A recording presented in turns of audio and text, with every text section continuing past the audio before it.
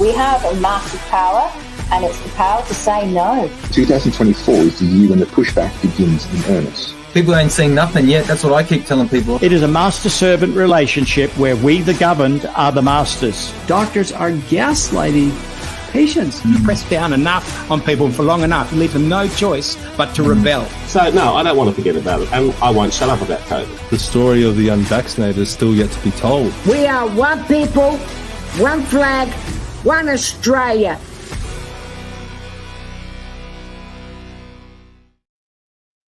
Hey everyone, welcome back to another episode of the XCandidates. My name is Stephen Tripp, joined by Mr. Adam Zahra. Now, Adam, we've got a huge episode tonight, a great, fantastic guest coming all the way from Canada. So we better just dive into it pretty quickly. I want to bring up Buy Me a Coffee first, because if you want to support us, Buy Me a Coffee is the best way. Now, this week we've had Harry bought us 5 coffees, and also Raymond bought us 20 coffees. So thank you very much to those two gentlemen for supporting us and putting your hard-earned money towards what we do here on the X-Candidates. So thank you very much for that. Thank you very much, guys. Appreciate it. Also, if you want to stay up to date with everything that we're doing, head to commandingthenarrative.com. If you hit the sign-up button at the top right-hand corner, just above our X-Candidates logo there, you can sign up to a weekly newsletter, keep up to date with all the podcasts and articles and events coming up. There are some big events coming up that I'll mention just quickly. In Oberon, if you're around the Oberon area, or if you can get to Oberon, there's a big symposium coming up at the Lake Oberon Estate. If you head to lakeoberonestate.com.au and click the upcoming events page, you'll get to this page. Professor Ian Plimer will be there, Dr. Alan Moran, Grant Piper of the National Rational Energy Network, and our very own Paul Vallejo with Tony, who's organizing it as well. He'll be speaking and I'll be hosting. So it will be a big event over 2 days. There's 3 different symposiums. It's free tickets, so no reason why you shouldn't head out to Oberon and support the people that are pushing back against what's happening out there. And the Environment and Energy Forum. We had one in DY in June. There's another one coming up, just announced in September 29th at the Guildford Leagues Club. We've got Craig Kelly locked in, and also Councillor Steve Christou. They're going to be speaking. I'll be announcing more and more speakers as we get closer to the event. But if anyone came to the last one, and I know Adam, you did as well, it was a fantastic event and a fantastic way to get information and network and confront some of these communities face to face and hear about what's happening in their areas. So I encourage everyone to do that as well. And also support this man here, Mr. Adam Zahra. He set up a new Facebook page. Finally, I've been begging him to do it, but he's got the Adam Zahra Independent for Campbelltown page. Give him a follow. And Adam, is that the best way for people to keep up to date? Well, that's the best way to contact me at the moment, guys. And it's more about we're just ordinary people, okay?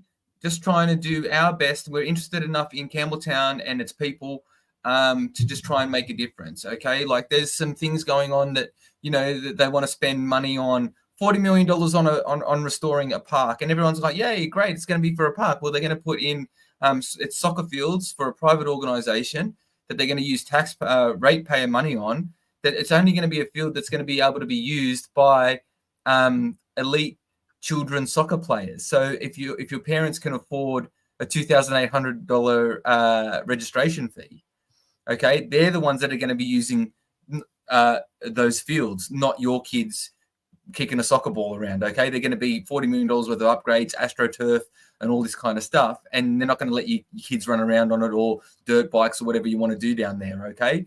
So what happens is it's ratepayer money going to a very, very, very small minority of people. We're about trying to open up the transparency for that kind of thing. There are other issues that are going on, like Mother Language Memorial as well. I don't know, my mother language is Australian or English. I don't need no memorial for it. But, so there are a few things that they're trying to spend ratepayer money on, when, you know, we've got roads with potholes and we've got, you know, garbage and grass not cut and things like that need to be fixed. And they're trying to, it's money for the boys as far as I'm concerned. So we'll be bringing that kind of stuff out and campaigning on things like that. You know, there's a few roads that need to be fixed and whatnot. So yeah, it's just regular people trying to make a difference for regular people. So yeah, throw your support my way. And if you need to if you can volunteer or anything like that, just shout out to me. Excellent. I know Adam's a great candidate, but we need to get into this one tonight. Yes. We've got, as I said, a special guest from Canada. This one's going to be very, very interesting. I'm really looking forward to this one. Our favorite topic, energy. Yeah, energy, and I think some information that's going to come across tonight is going to be some excellent stuff. Before we introduce our guest, I think the best way to introduce him is by playing a clip. Now, this is from 1982. I guess everyone can be their own judge. This is it right now. With gas at $2 a gallon, Greg Vezina thinks he's got a winner. His car runs not on pure hydrogen, but on ammonia, which is hydrogen mixed with a little nitrogen. And that turns the gas into a liquid fuel that he can carry around. The exhaust is clean, it's just water vapor, so why don't we all drive hydrogen cars? Well, the good news is we do drive hydrogen cars.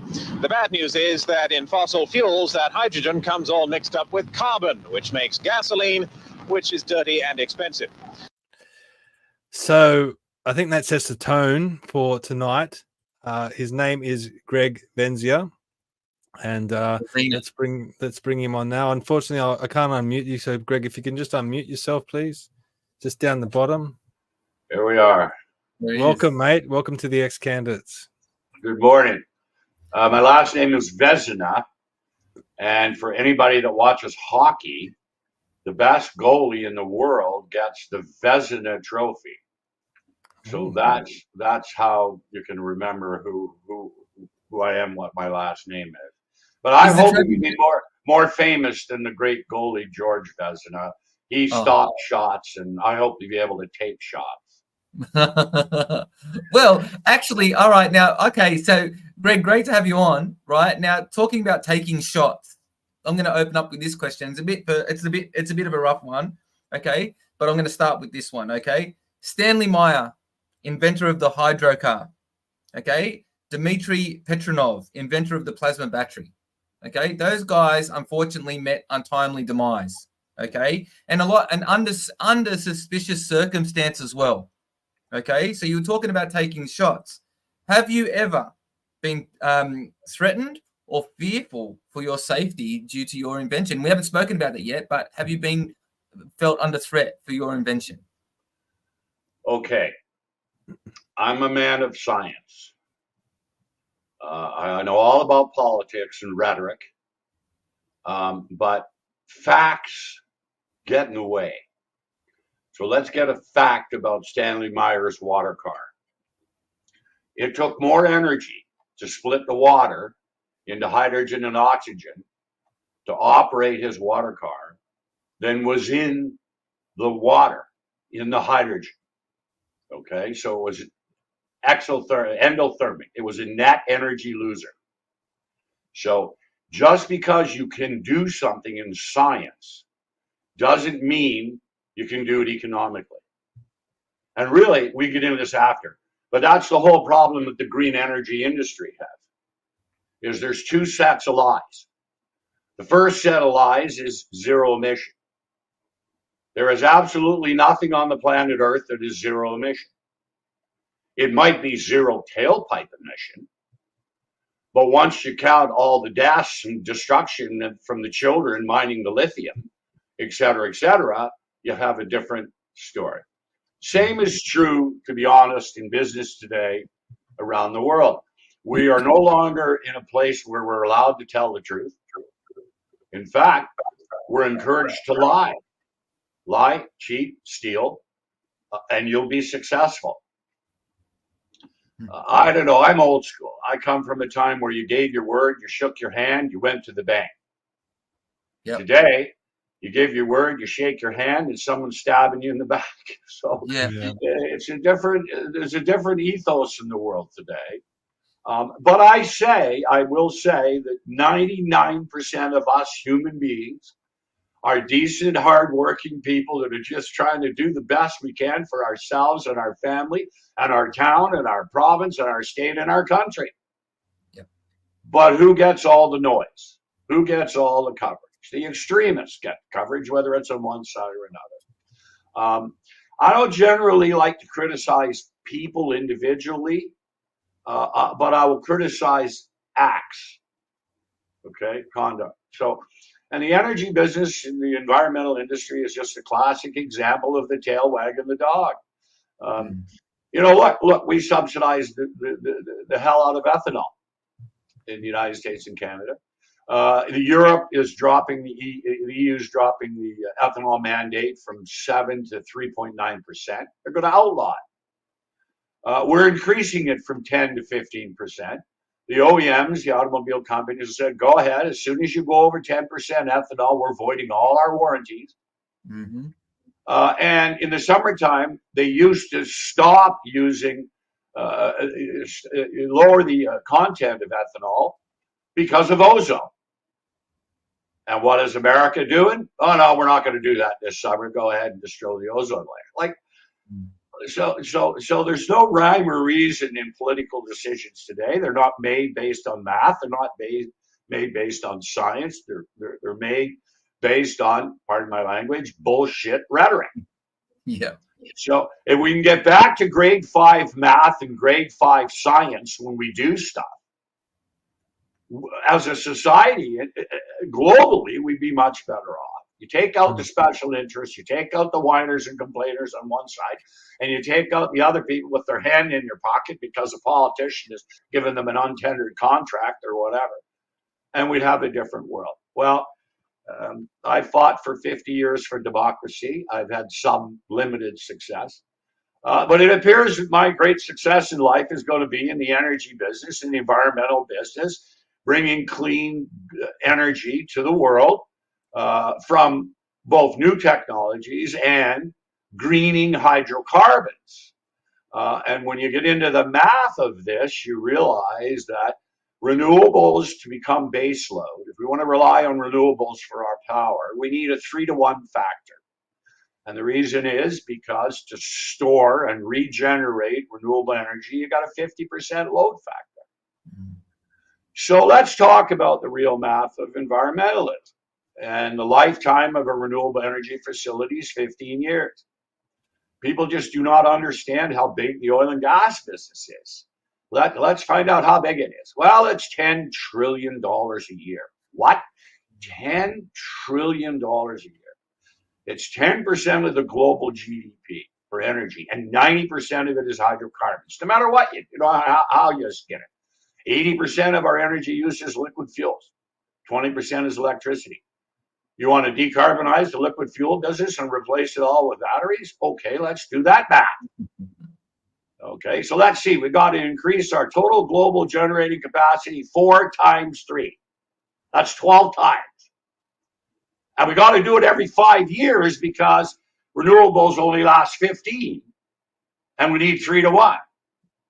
So we need 12 times the global energy economy every 5 years. Do you have any idea how much money has been invested in the global energy business over the last 150, 200 years? Well, I'll give you the number. It's $1 quadrillion, $1,000 trillion. That's what we got in the global energy business. And we're going to replace that with windmills and solar farms? It is not going to happen. We don't even have the mines to mine the metal that's needed to build the stands to hold these damn things. Yeah. Now, that's not to say that I'm against renewable energy, and I'm not. I'm very much in favor of renewable energy. I'm very much in favor of grade 5 math. I'm very, very much in favor of grade 5 science. I think we should take all the politicians out of the picture, and we should let grade 5 students design our economic and political policies because they're not conflicted. Yeah. Okay. And I'm only being a little facetious. So we got this huge problem globally. Energy. energy is food. Food is energy. Economics 101. You have food or energy. You have an industrial economy. You're a net exporter. Yahoo. You don't have food or energy. Guess what? This is where you are. You're in a sinkhole. And it's going to get you eventually, right? The IMF is going to end up selling your entire country, your airports, your roads, your streets, your sewers to foreign investors for money to pay interest on money that the IMF is going to lend you. Okay. Wow. Greg, I once heard a saying, I'm probably going to butcher this, but if you invent something, don't ever be afraid that someone's going to steal it, because it's going to take you decades to try and convince people that it actually works. We 17 years. 17 years is the life cycle from the lab to market. Yeah. And 99% of all patents never do nothing. They're never commercialized. Only 1% are. We just saw footage of you driving this vehicle that you converted to ammonia fuel. Yeah. What happened, mate? Like, this was 1981. Like, yeah, it's only 40, coming up on 40, 45 years. It only takes a minute if you want to do something good, eh? What happened is that history, as I said in a clip, one of the clips that's available on the website, history wasn't ready. Again, it was my example of how big the energy sector is and how long it takes to make changes. Okay, had the world gone in 1981 in the direction we suggested, using renewable energy and using excess nuclear power to generate ammonia, to replace ammonia produced by stripping hydrogen out of natural gas or coal, had we done that 40 years ago, today we'd be in a very different world. We would have probably 90% of the countries in the world would be producing their own energy and food. And we would decouple ourselves from 13 countries providing 90% of the world's energy. So the global geopolitics would change, everything would change. Well, that didn't happen. It didn't happen for multiple reasons. Your question about was I ever threatened by anybody? The only people that ever threatened me was the government of Canada. And that was because after jerking me around for years and years and promising me to help me, and we're going to make it on a competitive base with oil, and we're going to encourage and support, and my department is working very closely with them. And yeah. I got mad and I went to the Russian embassy. I walked in and I said, I'll sell you this technology for $1. Wow. If you make Canada pay 10 times the world price for 100 years and put that out in a press release. I walked out of the Russian embassy. Canadian Security Intelligence Service was there. They invited me into the car. They took me over to External Affairs, and they explained how long I was going to be in jail. Wow. Okay. I said, what? They said, look, you got 4 choices. This is real easy. You can go back to the Russian embassy. You can go to Russian. You can be a double agent. You can be a spy for Russia. Or you can go back to the Russian embassy. You can go over there. You can be a double agent. You can be a spy for us. You can stop until we're ready, quotes, or you can die. Yeah. And I was told this by a senior CSIS official and a senior RCMP officer. Go away. Okay. And that's when I figured out politics. So then you had to go away? Well, I screamed until 1990. I ran in the provincial election with the Conservatives with Mike Harris. We lost badly, but in 95 we won a huge majority. But by then, Premier Harris didn't really care about alternative energy anymore. He cared about selling the provincial hydro utility and the municipal utilities to the private sector, cutting welfare rates by 25%, and generally doing the conservative thing like taking care of the little people. Oops! Oh fuck! They don't do that. Anyway, so Mike won his big majority, and I said, Mike, let's do hydrofuel. And he says, well, geez, Bill Farlinger, your cousin, my EA, Bill King's uncle is going to privatize the utilities. So we don't have time to do any clean energy right now. Dang. So that was 1990. I said, all right, enough. I've tried enough. I've had enough. I'd lost $2 million. My family wasn't real happy with me, but whatever. And so I just went away. And in early 2000, I said to myself, Ballard Energy and these fuel cell companies, they're worth billions and billions of dollars, and they got nothing. They got absolutely nothing. What the hell is wrong? Is everybody on drugs?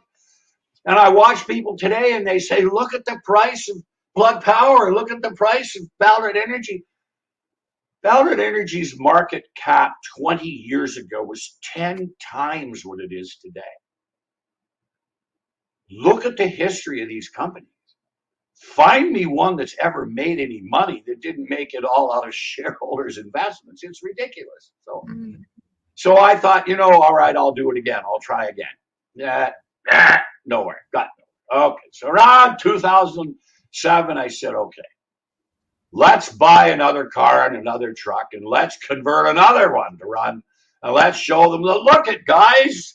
We did it in 1980, 81. Here it's 2010. We did it again.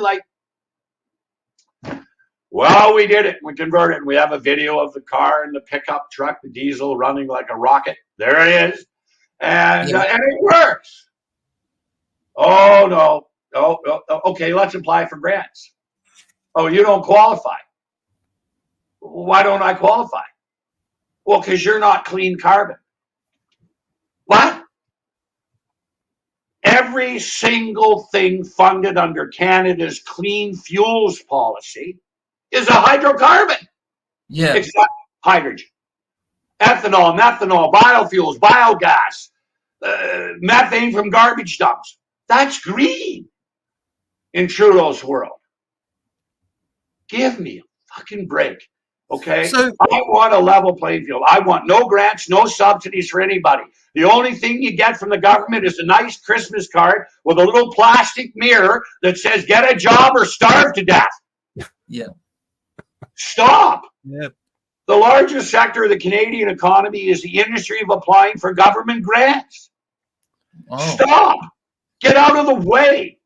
Let the marketplace decide. Now, that's not to say I believe in unfettered free enterprise and you can do whatever you want and money has no morals, even though money has no morals and you can do whatever you want in this world. I want a level playing field, which means I want full cost accounting, which means I want a pollution tax, not a carbon tax that only applies to hydrocarbons from petroleum, that subsidizes hydrocarbons of all other kind and keeps new technologies from entering the marketplace. So first thing we need is a level playing field. Get out of the way and let ingenuity do what ingenuity does. Let winners be winners and let losers be losers. And stop picking them. So that's the first thing I would do. But again, science and time will solve all problems. I really fundamentally believe that. And I'll give you an example. I've spent my life believing that ammonia was a fantastic carrier for hydrogen, that ammonia could be used as a fuel, although the last place we're going to use it is in the family car, okay, because of safety and handling and distribution, et cetera, et cetera. But there's no question ammonia is a fantastic fuel for large transport, for trucks, for dedicated roadways, for power generation, for power storage and regeneration. No question. So let it win where it can win and let it lose where it loses. But here's the thing. As I said in the beginning, the oil and gas business, the hydrocarbon industry is a massive business. What would happen if someone found a way to make coal green? What would happen if someone found a way to make oil green? Greenies wouldn't like that, mate. Okay, well, guess what? It's happened. We entered into a research contract with the University of Toronto. It was initially $1 million. It's now $1.5 million. It'll probably be $2 million. We've filed over 10 patents on photochemistry, light. In the history of energy, there are 3 forms, 3 ways that you do stuff. One is with thermal energy, which is heat. About 90% of everything we produce is using heat energy. About 9% uses electrochemistry, which is electricity, 90% of which comes from oil and gas. Okay. But a 1% of what we manufacture and produce, chemicals, et cetera, around the world is from photochemistry. Well, that's light chemistry.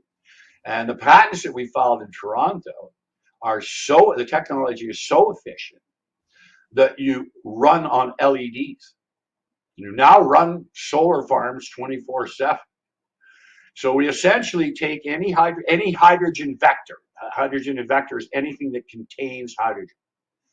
And we bring it back to its constituents. So if it's a hydrocarbon, we turn it into a hydrogen in a form of carbon.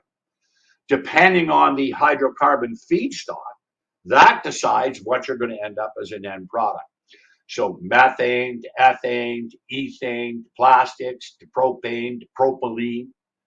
The same fractional distillation of a hydrocarbon that splits it into all its components that's used in the oil and gas refinery business, we can use with light. Well, what's even better is we can decarbonize not only downstream, but upstream. So follow me. You got a refinery. It burns natural gas. It cracks natural gas to make hydrogen, to add to carbon, to make the hydrocarbon. You have massive emissions in that process. If you can find a way to get that hydrogen out of that hydrocarbon without using hydrocarbons and without emitting hydrocarbons, you've got upstream. And that's what this technology does. It allows us to use light to refine hydrocarbon. For example, you can take methane and all of its fractional distillates. You can take coal and a bucket of water, throw the coal dust in the bucket of water, shine light on it, split it into carbon monoxide and hydrogen. Carbon monoxide is the building block of all petrochemicals. Okay? You can make carbon fiber. You can make carbon nano. Carbon nano sells for $6,000 a kilo. If you sell the carbon nano at $2,000 a kilo, your hydrogen cost is 9 cents a kilo. And so what's happening is the economics of chemical refining is impacted the chemical industry.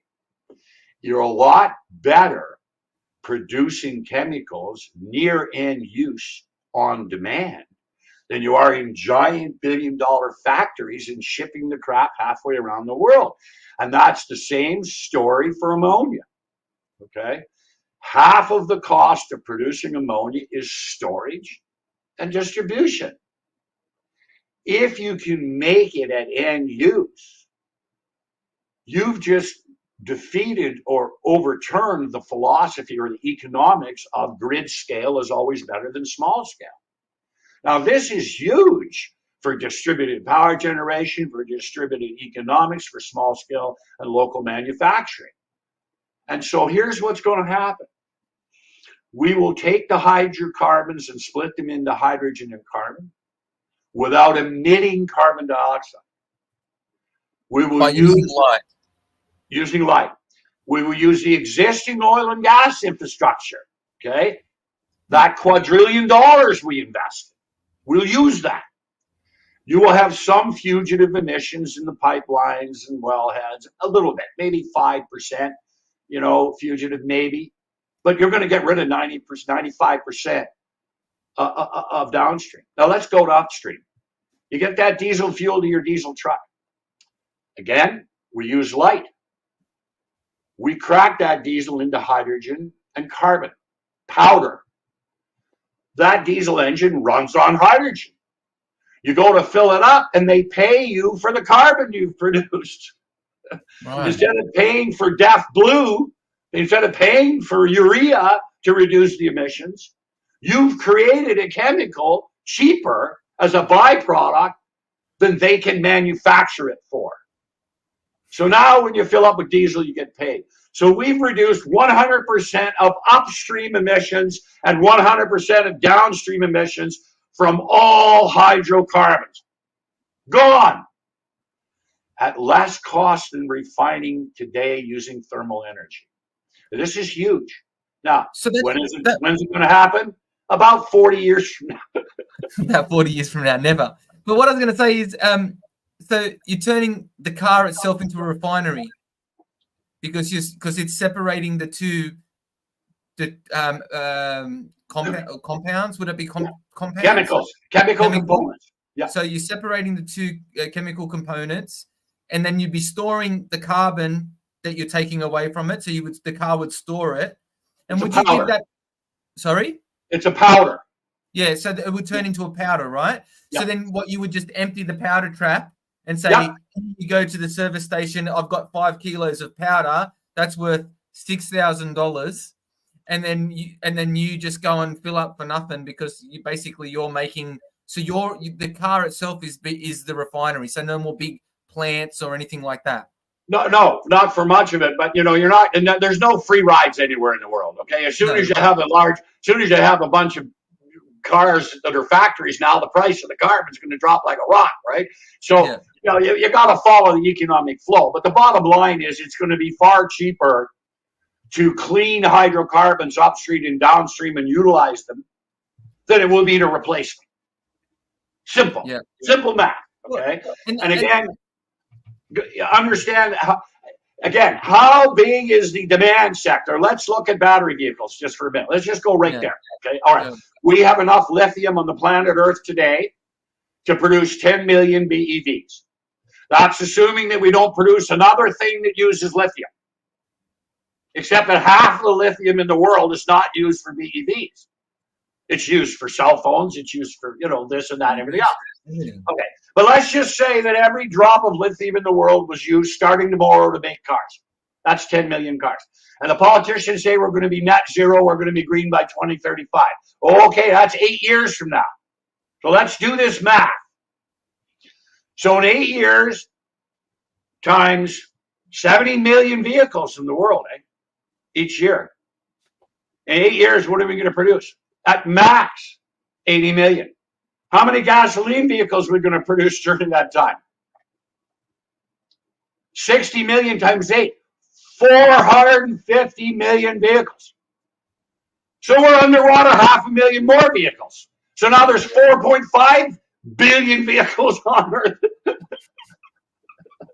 that we're all going to run on batteries. Not going to happen, right? Just not going to happen. So again, there's not enough materials to do that anyway. In the first place, we don't have the manufacturing infrastructure to build the sons of bitches. In the second place, even if we did, we don't have the electricity to charge. And we'll get to, we'll triple the level of CO2 we need to get there, unless we have clean technologies. I mean, look at coal. This is a beautiful example. Take the coal, crack it into hydrogen and carbon at end use. You got green coal. Yeah. Because you're taking the carbon out of it and then using it to manufacture carbon fiber and carbon whatever carbon it is. Black, whatever. But it's not being burnt and put into the atmosphere. Correct. If you take the combustion of hydrocarbons out of the picture and combust the hydrogen and don't combust the carbon, you've got one hell of a game. But again, I wasn't being facetious when I said how long is this going to take? It's going to take 40 years. If we started tomorrow building billion-dollar facilities, stripping the natural gas facilities off oil refineries and putting the light technology in, it'll take 40 years to do it. It's just so big. And people don't understand how big it is. So, but it's a proven technology. It's a technology that can be science is proven. We just had a major. It's been replicated. We just had a major piece in Nature magazine that talked about how we can do ethane to ethane to plastics. We can refine plastics, every plastic there is, back to virgin polymer. And we just had a major article in Nature. In fact, it was so popular that they had a behind-the-scenes article written by the chemist and the chief researcher at Nature, who was also the oil and gas guy at Aramco, did a follow-up article saying, holy shit, these guys are at 4.5%. If these guys get to 40%, they got the world. Well, we're at 80 right now. Yeah, wow. Okay, we're at 80 right now. We think we can get this to 99%. And the reason is if your energy is coming from the sun, produced by technology that lasts 15 or 20 years, then what is your CapEx? What is your OpEx? What is your cost for that energy?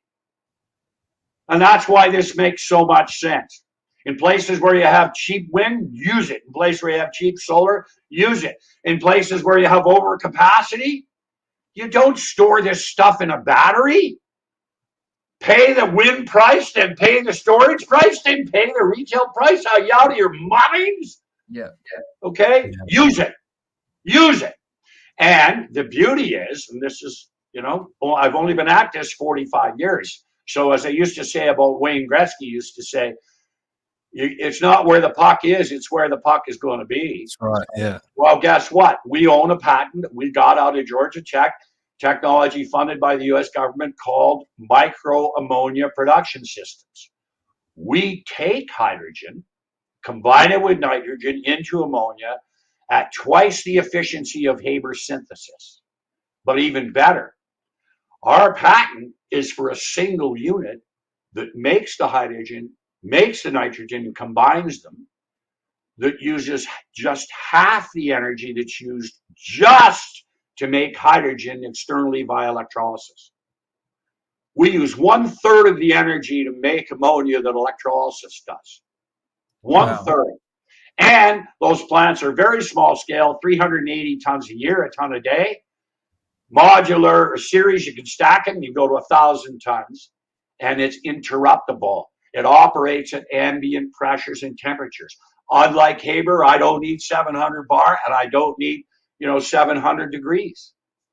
So that technology solves the storage problem of hydrogen.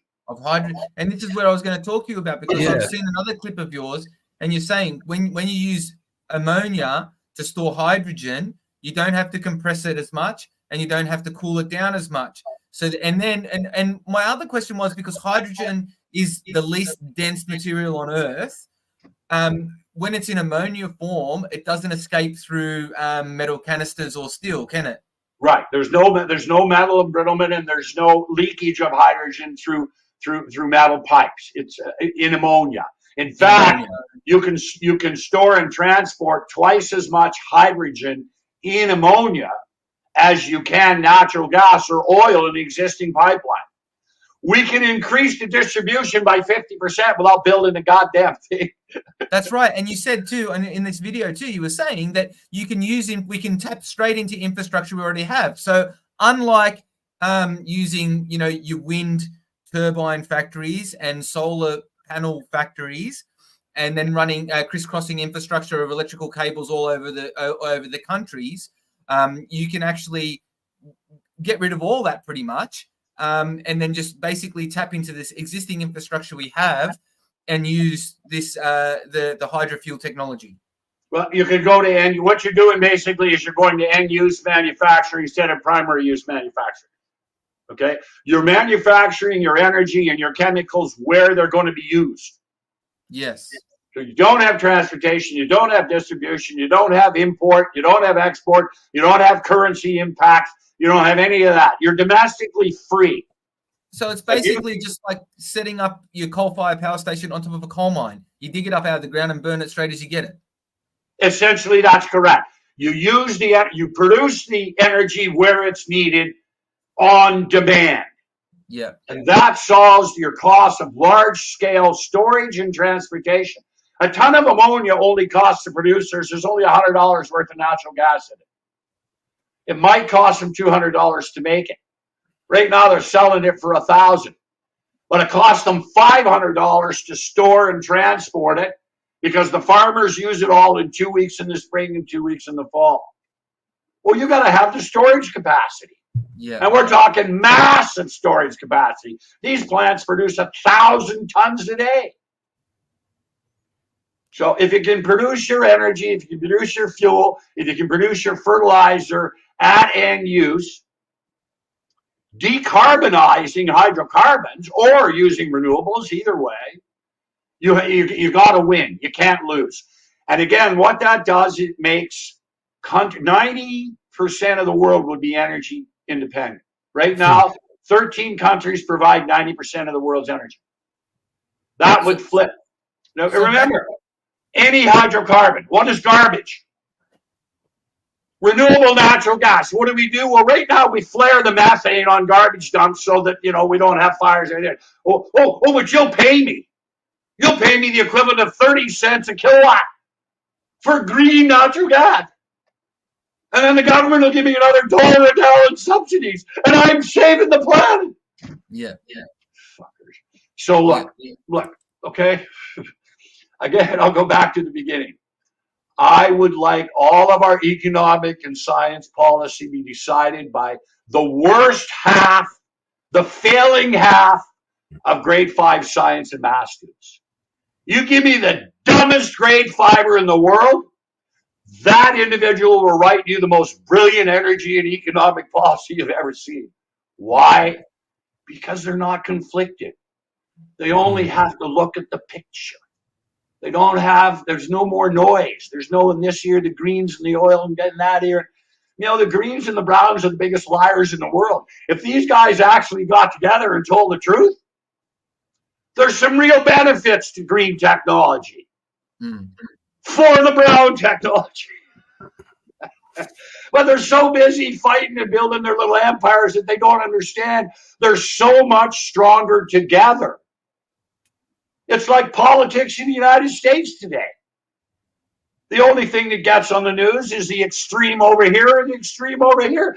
90% of people in the world are not extreme on either side, but there's so much noise that they've tuned out and then they don't vote.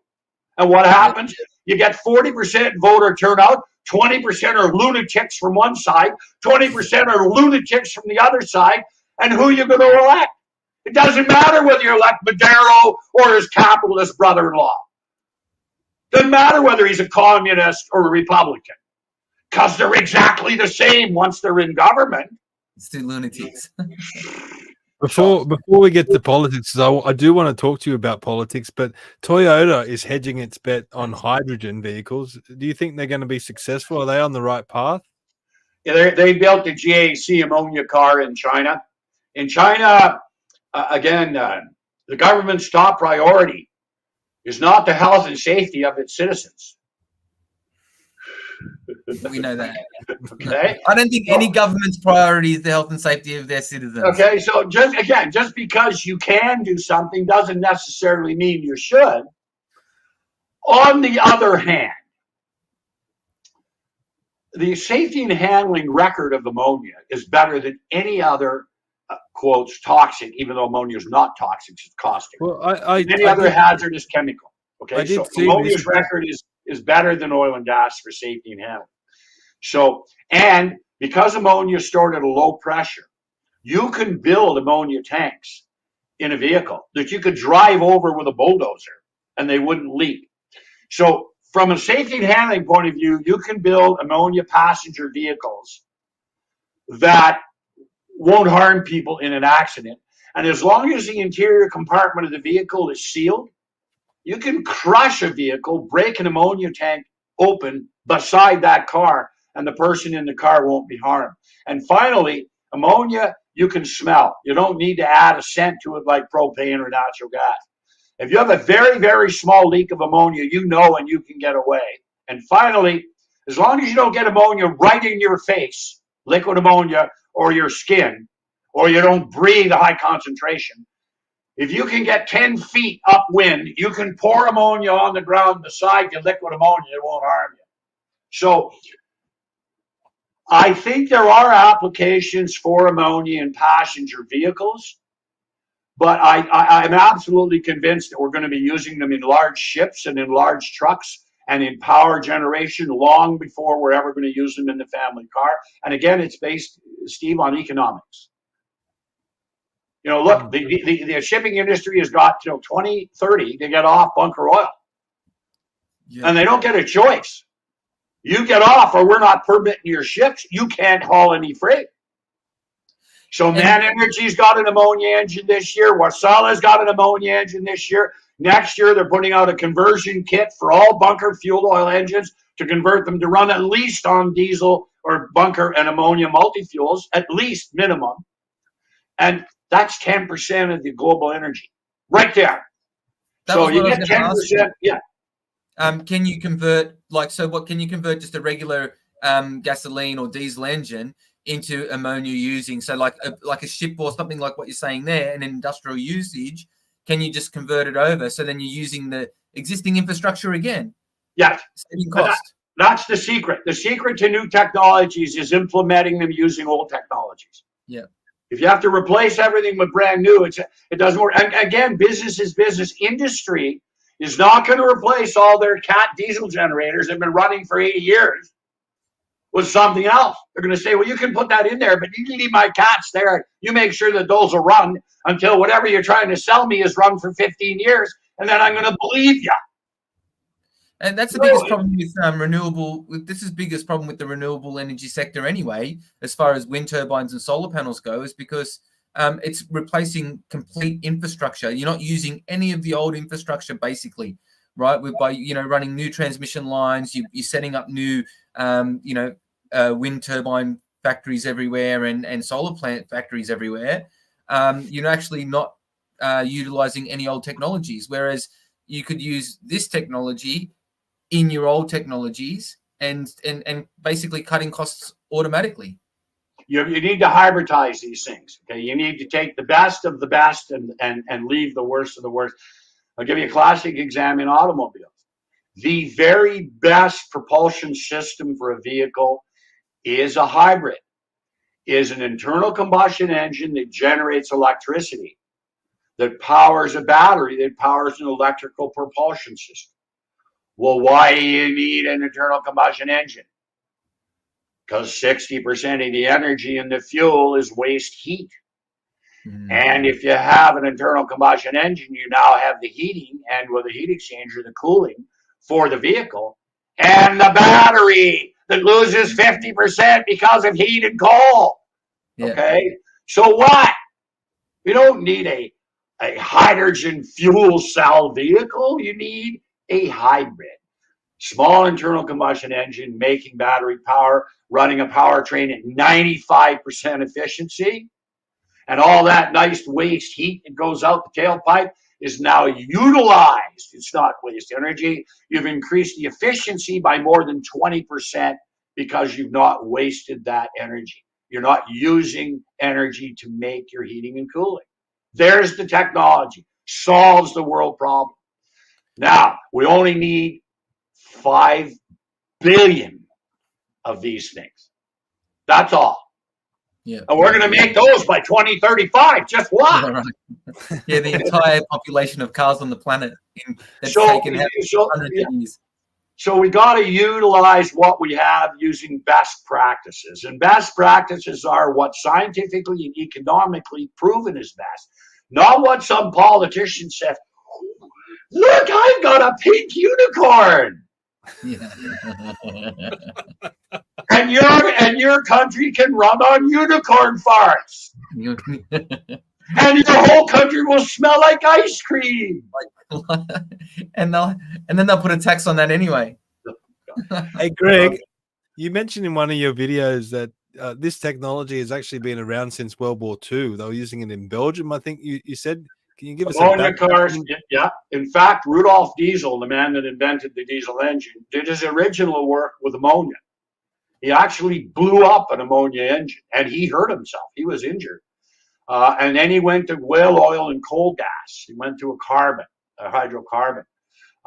Ammonia was used and ran a streetcar in New Orleans in 1890 to 1905, ran on ammonia. Now, what it did was they literally burnt wood and they heated an ammonia tank, which caused the ammonia to expand, which gave you fluid power. Okay, like steam. Only they use the expansion factor of ammonia, which is much greater than steam. Okay. So that was in 1905.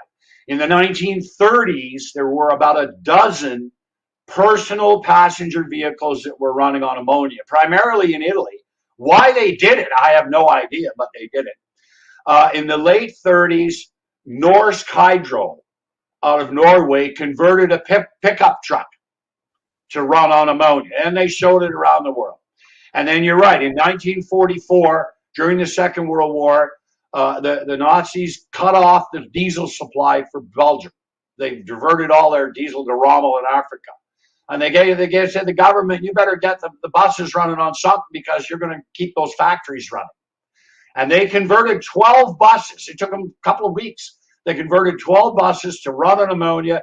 Those buses ran for 2 years, over 100,000 kilometers, not a single accident or spill. And look at the safety and handling technology from 1944, versus today. So, look, humans are ingenious. Unfortunately, we're not proactive. We put up a sign that says, don't stand on the train tracks. And then we stand on the train tracks and wait for the fucking train to hit us, pardon me. And then we put up a bigger sign. Yes.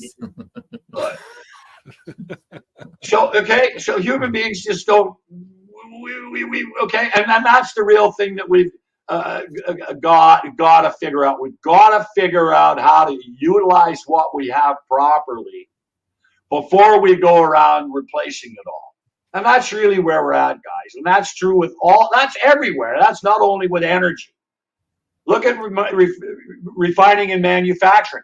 Look at all these industries in America, Canada, and Australia that have been gutted because transglobal corporations are sending their manufacturing to the place where it's cheapest today. Yeah. And next week they'll close all the factories in China and open them in Vietnam.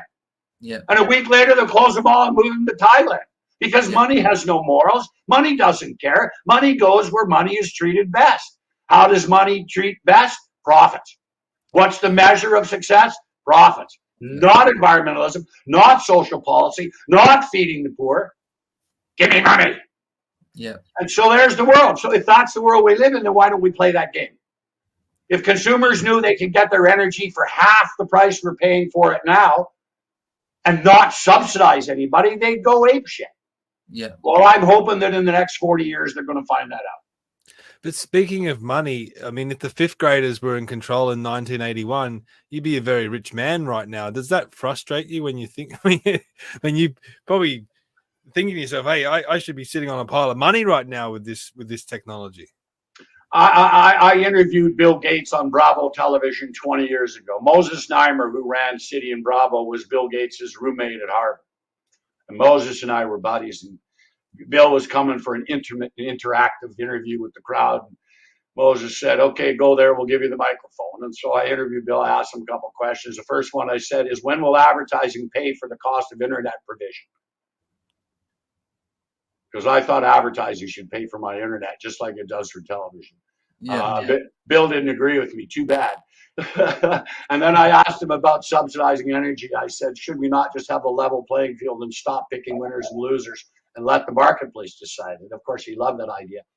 I've been communicating with Mr. Gates over the years through private email. He spent billions of dollars on breakthrough energy, funded primarily by, guess what? Your government tax dollars going to a private corporation. And where do the profits go? From his corporate investors.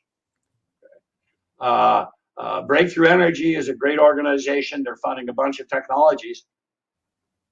Shouldn't be taxpayers' money paying for this. Yep. Okay. And if you don't get past his gatekeeper, you don't exist. Our MAPS technology patent is issued. The patent is issued by the U.S. government. This works. Can I get that to Bill Gates? Nope. What about our good buddy, Mr. Andrew Forrest? What about Twiggy Forrest? I've been trying to get Twiggy Forrest for 3 years to look at our MAPS technology. Finally, his Canadian manager said to them, you guys, this guy can make ammonia for a third of what we can make it for. If you can cut your electricity costs by 2/3, we don't have to cancel all of our green ammonia plants around the world. We did the analysis. We sent it to their people. They sent it to his investment bankers in New York. The investment banker said, hey, Twiggy, unless you own the electrical generating capacity, this will never work. Because when you got to pay a 50% margin profit on the electricity up front, and you got to pay a 50% margin on the technology to make the ammonia up front, you've tripled your capex and opex over 20 years. If you can do this at cost and then live on the price of ammonia for 20 years, I'll bet you no one will bet that the price of ammonia 20 years from now is going to be cheaper than it is today. So, for example, if you can go to a farmer and say, I can fix your fertilizer costs for the next 20 years at today's prices. Okay. And you make money. Everybody makes money. Everybody makes money. Okay. So you're predicting that ammonia will go down in price to make? No. I'm predicting that ammonia will go up in price. Just like every other chemical on Earth goes up in price. I'm saying that ammonia will not reverse the historical trend of inflation. Yep. Okay. So your ammonia cost today, if you make it yourself, is $500 a ton. If using our technology, your ammonia cost in 15 years is $500 a ton. The retail price of ammonia is $1,000 a ton. Let's use 3% inflation. What will ammonia be in 20 years? $2,000 a ton.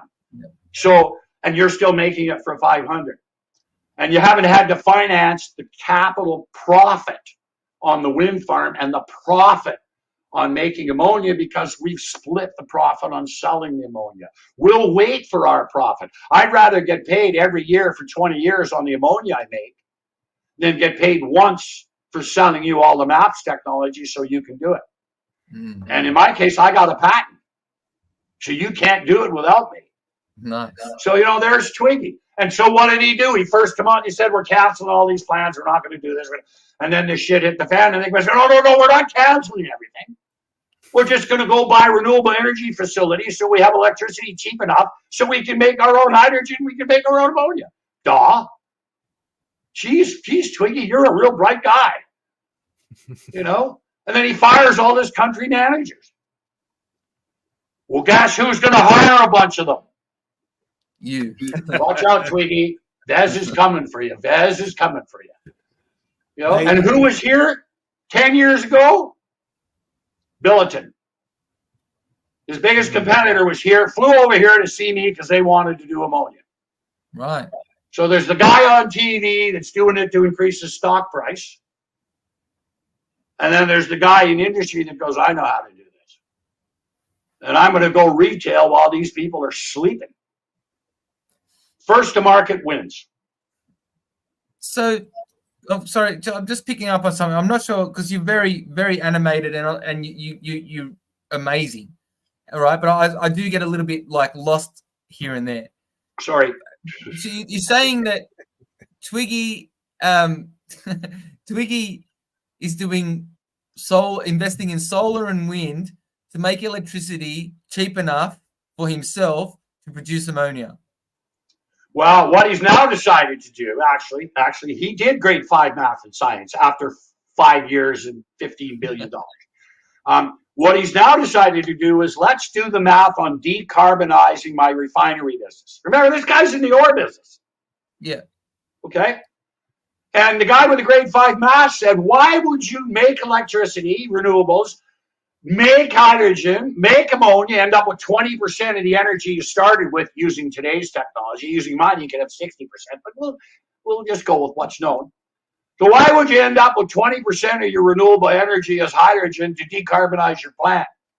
Why don't you put an electric arc furnace in the goddamn thing and use 100% of the energy and the electricity for refining green steel, green ore? Oil. And he said, geez, well, that guy with a grade 5 science degree, he's pretty smart. And that's exactly what he's going to do. He's going to build a huge renewable energy capacity, and it's not going to be able to be used 24/7. He's going to overbuild, and his excess capacity, which will essentially be free because he's capitalized the project costs in making the initial electricity, all of his excess capacity is negative cost. And he makes ammonia. As I told the governments here for years and years and years, why would you pay a wind generator not to generate? Why would you blow steam on a nuclear plant? We paid for that goddamn nuclear plant. You got excess capacity, Turn it into hydrogen and ammonia. Oh, we can only do it at 20%. I don't care. 20% is better than negative 20%. Yes. Use it. And then use technology to take that efficiency up and up and up and up and up. Now, it's the same in every sector. We in the world have dozens of underutilized or undercapacity sector because we've got dedicated use. Let me give you another great example. In the ammonia business, they spend 6 months filling up the capacity, five months and 2 weeks. The farmers come in, they empty it all the spring. Fill it up in the fall, they empty it all. That takes a massive storage and handling distribution infrastructure. Okay? Follow me. If you used ammonia as a chemical, as a form of energy instead of just for fertilizer, and you use the existing infrastructure on demand instead of for storage, and your inventory was replaced every 2 weeks, like in the oil and gas sector, instead of every 6 months, we could increase the distribution of ammonia to end users by 25 times without building even one storage tank. Yeah. Give me a sector where you can increase the output of it 25 times without spending any money. There isn't any. They don't exist. And so what I'm saying is there are many, many examples in the world where we built this giant capacity built based on a grid scale economics. And so that's really what I want to have happen. I just want someone with grade 5 math and a grade 5 science to go into I just want one of them in the room and then listen to them for a second, please. And it's not that they have the answers. Here's what they got. They got the questions. If you don't ask the right questions, you don't get the right answers. And a grade 5 math and science student isn't going to care about the subsidies for Imperial Oil because I made contributions to the right candidates and the right ridings, so you guys want a majority government. Grade 5 math and science student doesn't give two shits about politics. Okay? Yeah. So and Greta Thunberg or whatever the hell her name is. Another great example, okay? You know that iPhone you're using? It's made with lithium. You know where the lithium came from? A 9-year-old in the Congo died mining it there, Greta. Yeah. WTF? Like, come on. Yeah. But she's rich. Her parents made her rich. Yeah, that's right. That's right. But now, does she have a charity that gives away 90% of her money to the poor? Does she have a charity that gives away 50%? No. Even Warren Buffett and Bill Gates are giving half their money away, not because they care about the poor people, but because either they give it away or they pay it in tax. And they'd rather set up the Walton Family Museum, art gallery, with $5 billion worth of art, which is built with tax deductions, which is closed to the public. Yeah. Because that's their charity. Yeah. So instead of paying their fair share of taxes and letting politicians decide what to do with it, they don't want to do that because the politicians will spend their money badly. Yeah. They want to spend their money badly themselves. Yeah. Well, you brought up politics, and I mean, a big part of this is politics. We've spoken to people, a lot of people in the UK. We've interviewed parliamentarians there. We've interviewed people in America, and you're the first person we've interviewed in Canada. Canada and Australia have a very similar parliamentary system, a constitutional monarchy. You've set up this. You use PR. We don't. Sorry? You use proportional representation. Yes. So when you get 32% of the vote, you get 32% of the seats. Here, we use first past the post, so that when you get 32% and come third, you get a majority government. Yeah. Yeah, I mean, but you started this none of the above party. Can you explain what that means? Sure. A quick, some background. I was a conservative when I was a kid. I, in fact, ran away from home and went to Minnesota to work for Walter Mondale for Senate and McGovern and Shriver for president in 1972, 15-year-old. I ran away to fight the war on Vietnam and work in American politics. I actually got to know Mr. Mondale, and he called me at a radio station. Years later, I phoned when he got to the White House, and I said, it's the crazy Canuck from Duluth, Minnesota. I left a message, not thinking he'd call back. I go out to lunch. I come back from lunch. There's OPP, RCMP, city police place is surrounded by cops. What the hell's going on? I walk up the front door of the owner of the station. Greg, did you phone the vice president? I said, yeah, Walter's my buddy. He says, well, the switchboard hung up on them 3 times and all these cops are here. You can take it in my office. So, Walter was an amazing guy, just such a nice guy. Anyway, so that was my baptismal of U.S. politics. I played Canadian politics, blah, blah, blah. I got to U.S. and went, holy. And I'd invented a technology because I was in arts where I took multiple campaign maps and I colored them based on vote blocks. And you lay over about 10 campaigns and you can see street by street how they're going to vote. I invented that and I took that to the Conservative Party. And then I ended up giving that to the DNC. We ended up working for the Democratic National Committee on map strategy. And so that was my baptismal. And I came back to Canada, of course, and went through all these years and years and years. I was a good conservative. I helped a guy named Mike Harris win a big majority here. He campaigned on direct democracy. He said first past the post is as dead as the dinosaur, and the people have to start listening. The politicians have to start listening to people. But that's before he won his big majority, of course. Once he won the big majority, went to committee. We drafted a bill. We had unanimous consent to the bill. We tried to table it in the House, and out of 103 MPPs, we had 100. There's only 3 we didn't have. Mike Harris, the leader of the Conservative, Lynn McLeod, the leader of the Liberals, and Bob Ray, the leader of the NDP. Why wouldn't they introduce the bill? Because follow the leader to the slaughterhouse politics would have been over. And the bill never got introduced. This is the guy that won the big majority, promising to keep his promises and to pass a law that made sure he would. Today's conservatives will tell you that Mike Harris kept every promise he made. These are the same people that believe Donald Trump said that January 6th was a Tea Party and that the rioters were invited in to Congress by the police. Like, please. So, okay, so then I said, okay. I went and I got fed up, left the Conservatives. Hell with you guys, you're not. Okay, so then this guy named Justin Trudeau, then this guy named Dalton McGuinty decides he's going to run on proportional representation. We had dinner at a restaurant with him and some famous Canadians and a guy named Gerald Butts. That name will come back. And he convinced Dalton to run on it. And Dalton says, I'll run on favor of PR and I'll campaign in favor of it and I'll support it. He won his big majority. Oh, let's have a citizens assembly. Okay. Oh no, you can't win with 50%. You need 60%. You need it in 13 districts. And oh no, I'm not campaigning in favor of it. Oh no, you're going to need twice as many politicians. He did it, Donald Trump. No, you don't need twice as many politicians. No, you can keep your promise, but no, I can't keep that promise. So I got mad at them Liberals. But then this guy named Trudeau, I got a call from this guy named Gerald Butts. And Jerry says, hey, Vaz, you want to try again with Trudeau?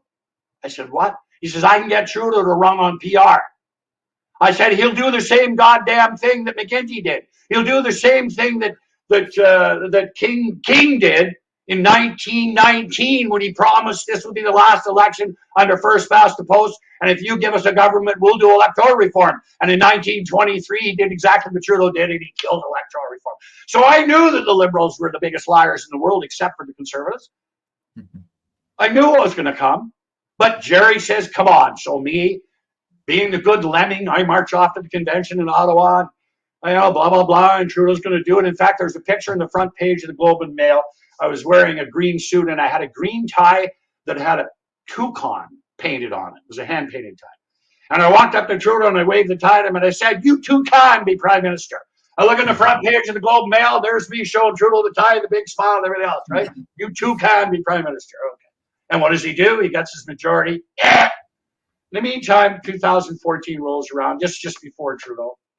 And I said to myself, I helped Kathleen Wynne become leader of the Liberals. The day after she won the leadership, her phone number was disconnected. I said, okay, I've had enough. I'm going to do what Mike Harris promised and won a majority on. I'm going to start a political party that believes in referenda, recall, and real accountability. No more following the.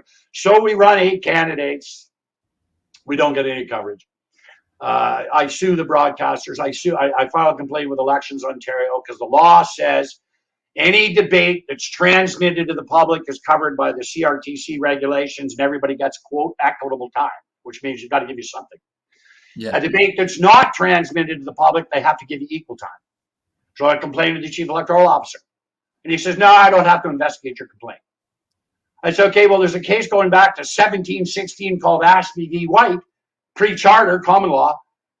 I have the right to a legal remedy of my complaint. He says, sue me. I do. The None Above Party has spent 99% of every penny it's raised since its inception in 2014 on legal fees in court with the election regulator who's rigged the laws to favor the major parties and to make sure that the public doesn't even find out there are 23 officially registered parties on the ballot. You know when you find out there's 23 parties? When you go vote. When you go vote. Now, the other thing we have in this province is the right to decline your ballot. And decline your ballot means I vote for none of these guys. It's not a spoiled ballot that you're too stupid to know how to mark an X. It's an action refuse.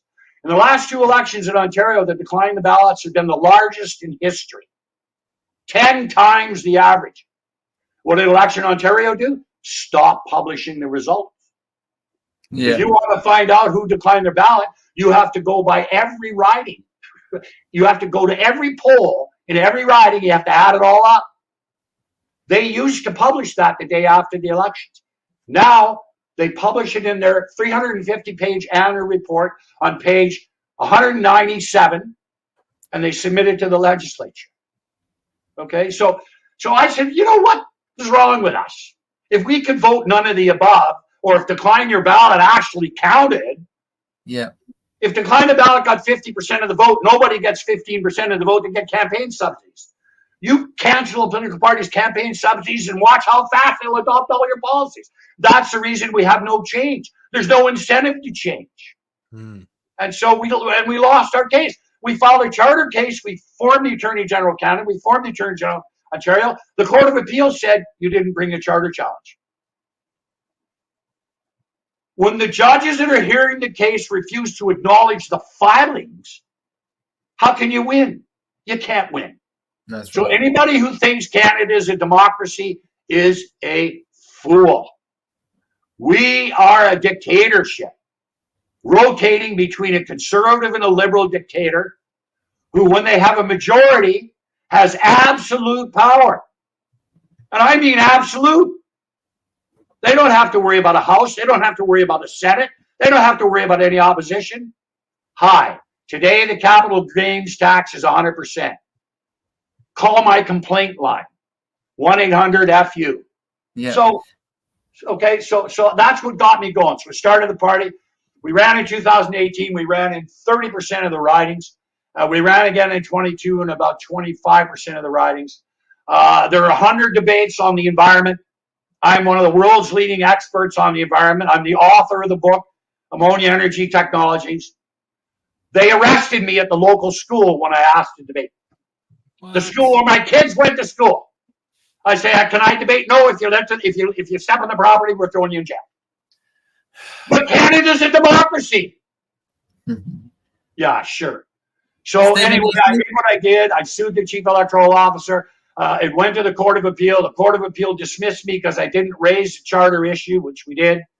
And go ahead and try and appeal us. Yeah. So what do? So now I go back to the very beginning. I start a charter case.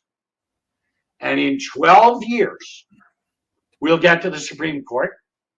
And they will dismiss me again without reasons. Why do I do it?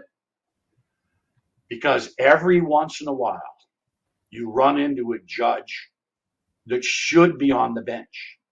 We don't elect our judges, eh? We have no control. If you think the U.S. Supreme Court is corrupt, you listening to me, Canadian judges? Okay?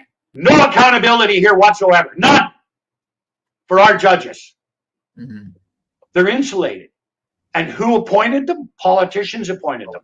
We got guys like Doug Ford, the Premier of Ontario, says, I'm only appointing judges that will cancel all bail. What right does a politician have to control the judiciary? No right button. Okay. So again, the examples and examples and examples, you know, the only way you win is if you get rich. He who has the gold makes the rules. So the answer to your question is, am I disappointed about not being a billionaire, a trillionaire, and having more money than Elon Musk and Bill Gates, all of them combined? No, I would have killed myself years ago overdosing. Yeah. living the dream. Okay, and I know people with money, and I'm on the one hand, it would have been nice, but on the other hand, I've had money. I've had a yacht at Harborfront. You know, I've had a condo in Lake Tahoe, and all it did was create even worse problems than I had when I was poor, for Christ's sake. So, you know, I didn't miss much. I don't, you know, look, I've had an amazing life. Okay, I've got to do things in my life that people just. My book will be amazing, except it won't come out until my wife is dead. But yes, I wish this had happened. And yes, I wish it hadn't taken 45 years. But on the other hand, it has happened. Everything that I said is happening. Not only with ammonia, but everything that I said about using clean tech to green, brown energy is now happening. So I kind of feel like, I hate to say this, but here it is. I kind of feel like a combination of Wayne Gretzky and Martin Luther King. Wayne Gretzky, because you got to know where the puck is going to be. And Martin Luther King, because I've had the dream. I've been to the mountaintop. I know what's going to happen. And it doesn't matter whether I'm alive or not, because it's inevitable now. And so, yeah, I'd like to have been a millionaire. And yeah, I'd like to have a bigger yacht. You know, my 45-footer wasn't big enough. I'd like a 400-footer. But you know what? No, I don't. I watch this type of consumption by the wealthy. And I just go, there aren't going to be anywhere left for you to hide. Who are you going to hire to work on your ship? Like, this conspicuous consumption is ridiculous. So no, you know what? All of being rich would have meant was I'd been dead by now. It's probably a good philosophy. But we've talked a lot about the past. What about the future? What have you got planned? What are you going to focus on going forward? Well, I am actually hoping to get paid. And I do have a couple of other assets. I own the trademark for something called the Democracy Channel in Canada and the United States. I will put up a channel that houses the content for every political candidate in every election, in every country in the world. Unbiased? Unbiased. You go up to the Democracy Channel, you put up your own content, you're in control. You want to watch it or read it, you can read it directly from that individual, or you can go to social media and watch all the idiots tell you that 1 and 1 is 11. But no editorial control from the channel. Okay? True free speech. Free. Not paying anybody. You're not paying a network for debates. You want to have a debate? Click here. And you can hear each of the candidates answer every one of the questions that you said, what was their answer to this? So you get to debate without having the circus. I am going to put the Democracy Channel up globally. And then we don't need any news media to lie to us and tell us there's 3 parties when there's fucking 23 of them. Again, pardon my language. So, Journalism 101. I would like grade 5 English, the worst kid in grade 5 English in the world to be the news director.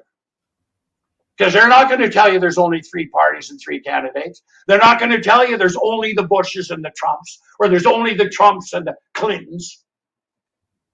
They're going to tell you, guess what? Oh, did you know that there are 35 other candidates? So that's really what we need. We need to take our democracy away from the filters. We need to take our free speech away from the suppressors. We need to go directly to the content and we need critical thinking. And it doesn't exist. So my next goal after I get paid for Hydrofuel is the Democracy Channel will go live. I did put up a press release a few months ago announcing democracychannel.com or net that I'm going to provide this free content. I'm going to put up YouTube for politicians, ad-free, commercial-free, and pay-free. Yeah, wow. And I'm going to do it through a foundation. So that's the first thing. Second thing I'm going to do, about 20 years ago, a guy named Fred Weeb came to me and he said, you know, the Oxford Dictionary is the only written thing in the world that has 2 knowledge labels? What? What's a knowledge label? A knowledge label is what you use to find the root of a word. Oh. Well, in the Oxford Dictionary, they published the common language term, moon, and they published the scientific term, selenology. So if you do a search for moon, you're going to have 380 million sites. But if you do a search for selenology, you're only going to find 130. So Fred created a knowledge map with the main 18 branches of knowledge and the first 1,000 branches that flow off it. And we digitized it. And we created a search engine. It uses Google. So now when you want to search moon, you click on moon and it says, would you like the scientific term selenology or would you like the general term? Click on science. Now you get the 130 sites. You don't get the 300 million. I wanted to build a search engine for that. I went and got quotes. IBM wanted $100 million. Well, we bought a company called PEJ, Productivity Environment for Java, and we reverse engineered Java so that everybody was platform and vendor independent, which means because anybody's software and anybody's hardware, they no longer had you with the Jolly Green Giant wrestling hold. And Sun Micro wanted to do a deal with us. We had a deal, a licensing deal with Sun and Rational Rose. And then, as happens in free enterprise, a thief got a hold of one of our share certificates. And our stock went from $4 a share to a penny in one day. And the $100 million contract I had to rage havoc on the computer and software business vaporized. Well, that knowledge map still exists. And that technology still exists. And today, for a few $1 million, we can build a search engine that will wipe out everybody else on Earth, won't track you, won't control you, won't manipulate you, and is user-friendly. And what it does is this. It's based on the root form of Latin. People that know Latin learn at twice the level and comprehend and store knowledge at twice the level of anybody else. And that's Latin and any language, not English. What the knowledge map does is teach everybody to think in Latin. It teaches you to think in context of root. Instead of following the word, you follow the root. And so if we had kids in grade 3 with a knowledge map, we made them learn the first 18 branches of knowledge in grade 3. And every time they heard a word, they know where, oh, that belongs, oh. By the time they got to grade 12, they would have completely memorized 1,000 or more roots of knowledge. And you gave them a word and they can give you a university level definition. That's the second technology that I'm going to put up. And it's there. The old version is at Highway 101, HYWY101.com or vez.ca, VEZ.ca. And it's there and it exists today. So what would I do if I won the lottery tomorrow, if I could pay for Hydrofuel? I do the Democracy Channel to democratize our politics so that if you want the truth, at least there's one place you can get the truth. And secondly, I teach people how to learn again. So they have the ability to comprehend that content. I think if we did that, I think if we made truth available as well as the lies, and then we gave people the skills to be able to distinguish between, I think this whole world would be a much better place. There's the dream. Yeah, wow. Well, you're fantastic, Greg. We've interviewed a lot of engineers, and all of them are like watching paint dry. But you're not only are you a genius, but you're animated. Very. You're gonna get some pretty good shorts from this one. Yeah, I have a lot of fun, guys. I mean, one thing about being on the mountaintop looking down, is is they're not all village idiots, eh? The only real idiots are the ones that are trying to get to the top of the mountain. Everybody else has kind of got it figured out, right? So yeah, I do have a lot of fun doing this because I have no baggage. Yeah. Right? I'm not going to get elected. I know I'm not going to get elected, so I don't have to lie, cheat, and steal. I can call it like it is and get 1% of the vote. I'm okay with that. Well, at least 1% of the population has got functioning brain cells. So, you know, it's like people say, you know, you insult people. I say, I don't insult people. I only insult twaffs. What's a twaff? Well, a twaff is a total waste of food. It's someone that we shouldn't even be wasting rice on. Which is most of our politicians. Well, we can well, we can tell that you don't think you're going to get elected by saying that, but that's okay. That's all. Well, it brings us to our final segment now. We ask this of all our guests. Now, it might not be applicable because you're in Canada. We might not understand most of the people you mentioned, but you've already told us anyway. That's all the grade 5 children out there could probably fill these roles, but it's called Build Your Own Fantasy Government. Now, Greg, you're in control of the next Parliament of Canada, and you can choose 5 or 6 people, living or dead. They don't have to be politicians. They can be anyone you can possibly think of to head up the next government of Canada.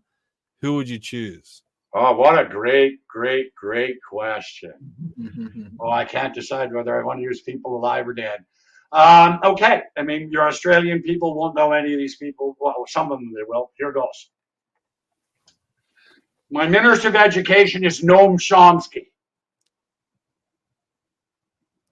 Well, okay. I don't know who that would be. Noam Chomsky from MIT, the great linguist, the great language philosophy, one of the world's greatest minds. So he'd be my Minister of Education. My Minister of Science would be Stephen Hawking. Yeah, fair enough. Yeah, wow, okay.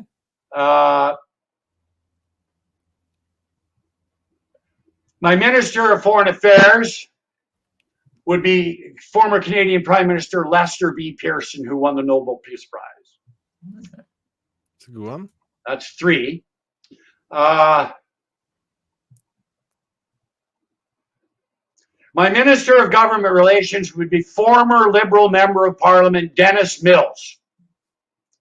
Never better Dennis Mills, whose biggest problem in politics was he was too smart for everybody in the room. He had too many good ideas. He scared the shit out of them all. And that's why he went nowhere in politics, because he was just too smart.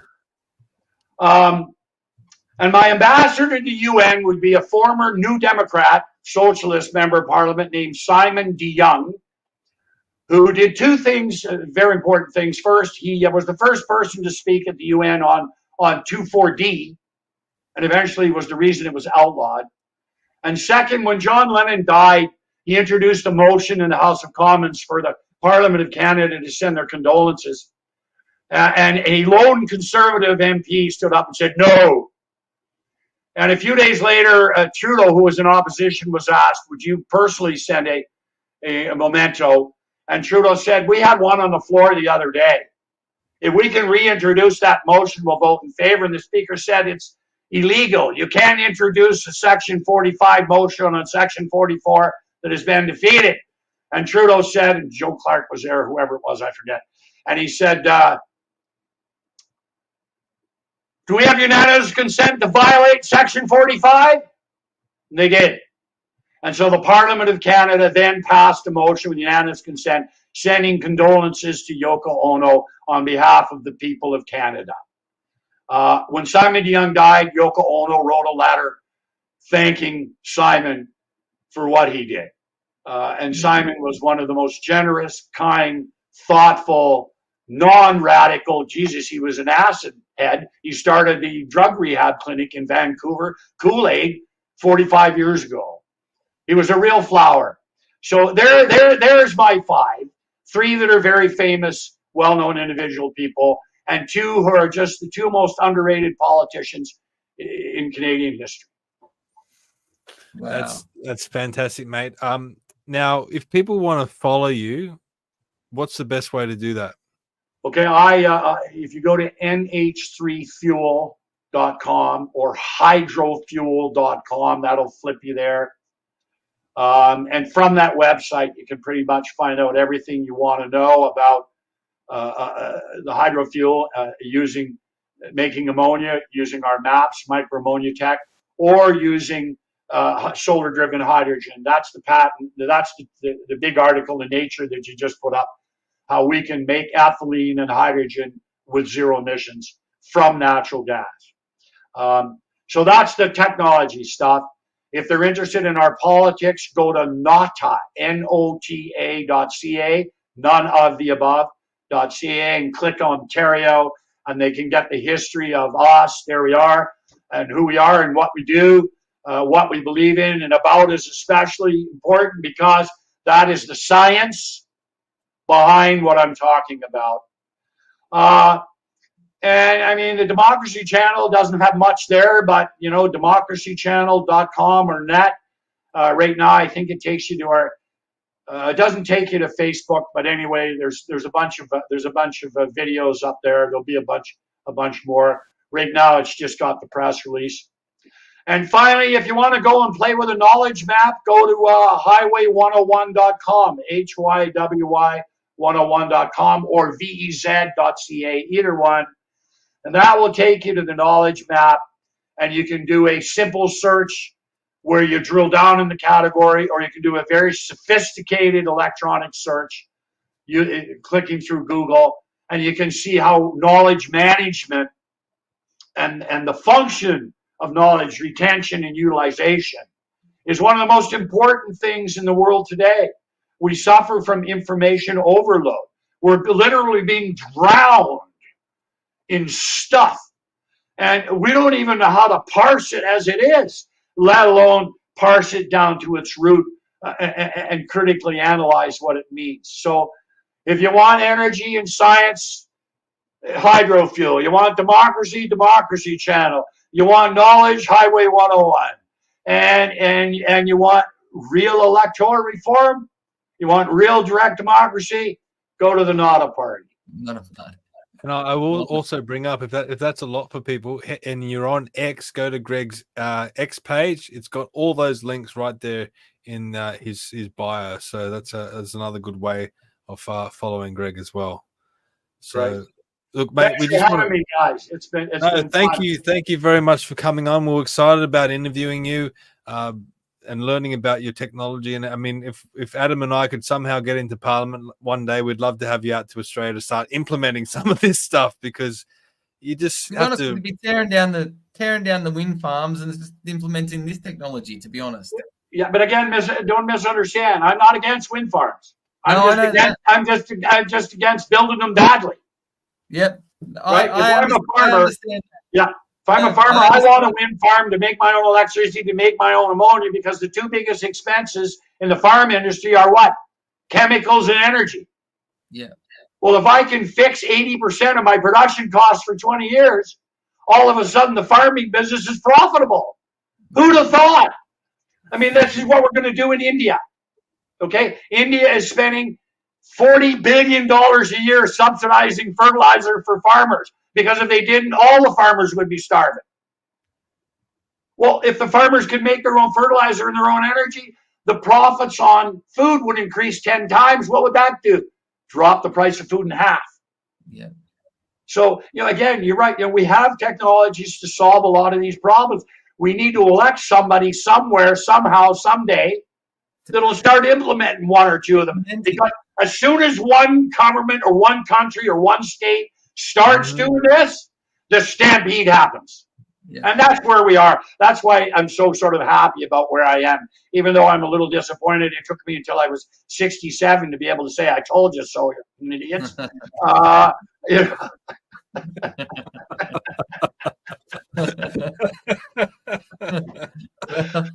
at least you got to say I told you so. At least you got to say it. I would rather have gotten paid.